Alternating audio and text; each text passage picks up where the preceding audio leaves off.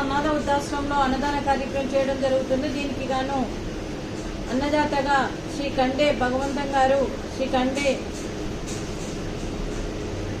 వంశీ గారు, శ్రీ కండే సాయి గారు అన్నదాతగా వివరిస్తున్నారు. మీరు మీ కుటుంబ సభ్యులు నిండు నూరేళ్లు ఆయురారోగ్యాలతో ఉండాలని కోరుకుంటూ అన్నదాత సుఖీ భవ.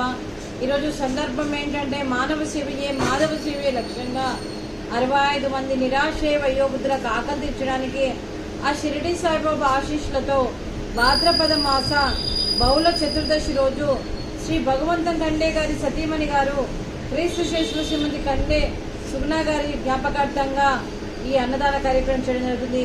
క్రీస్తు శేషులు పితృదేవతలైన శ్రీమతి కండే సుగుణ గారికి నివాళులు శ్రద్ధాంజలి ఘటిస్తూ వారి ఆత్మకు శాంతి కలగాలని, వారికి స్వర్గప్రాప్తి చెందాలని కోరుకుంటూ, అలాగే పితృపక్షం సందర్భంగా కూడా మరియు పితృతర్పణం రోజు సందర్భంగా పితృపక్ష అమావాస్య సందర్భంగా కూడా మరియు పితృదేవతల శాంతి కోసం కూడా వారికి స్వర్గప్రాప్తి చెందాలని కోరుకుంటూ వారికి నమస్సుమాంజలి తెలుపుతూ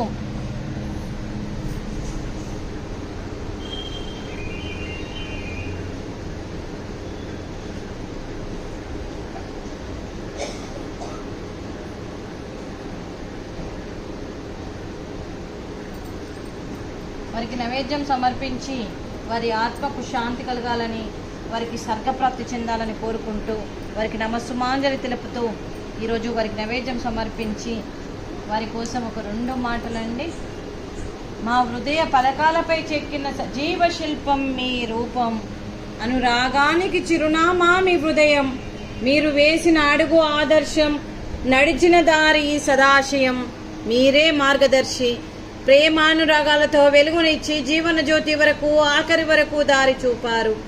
అలసి సొలసి విశ్రమించిన మీ పాదాలకు మా ఉదయపూర్వక నివాళులర్పిస్తూ మీ పవిత్ర ఆత్మకు శాంతి కలగాలని కోరుకుంటూ మంచితనానికి మారు పేరుగా కలమషమెరుగని మంచి మనసుతో ఆప్యాయత అనురాగాలతో ఎదుటి వారి మొహంలో చిరునవ్వు పోయిస్తూ అందరి ఉదయంలో నుంచి మీరు భౌతికంగా మా నుండి దూరమై మీ మధుర స్మృతులతో సదా పదిలంగా మీ పవిత్ర ఆత్మకు శాంతి కలగాలని కోరుకుంటూ మీ ఆశీస్సులు మీ కుటుంబ సభ్యులకు ఎప్పుడు ఉండాలని కోరుకుంటూ క్రీస్తు శేషులు మరియు శ్రీమతి కండే సుగుణ గారికి నమస్సుమాంజలి.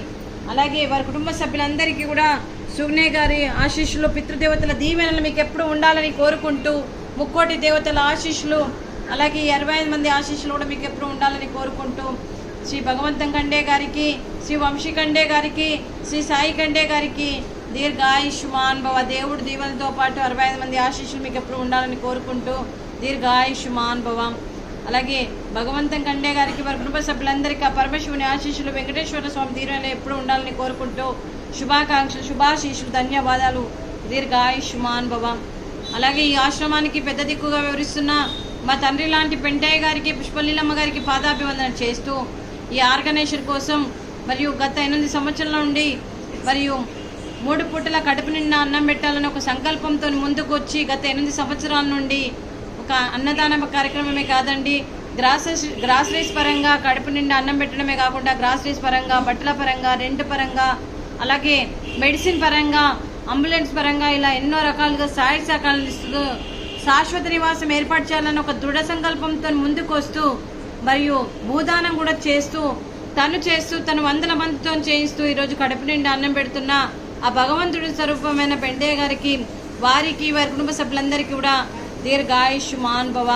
అలాగే శ్రీ భగవంతం కండే గారు, శ్రీ వంశీ కండే గారు, శ్రీ సాయి కండే గారు ఈరోజు మరియు శ్రీమతి కండే సుగుణ గారి జ్ఞాపకార్థంగా ఈరోజు అన్నదానం చేస్తున్నారు. మేము అన్నదానం స్వీకరిస్తున్నాము.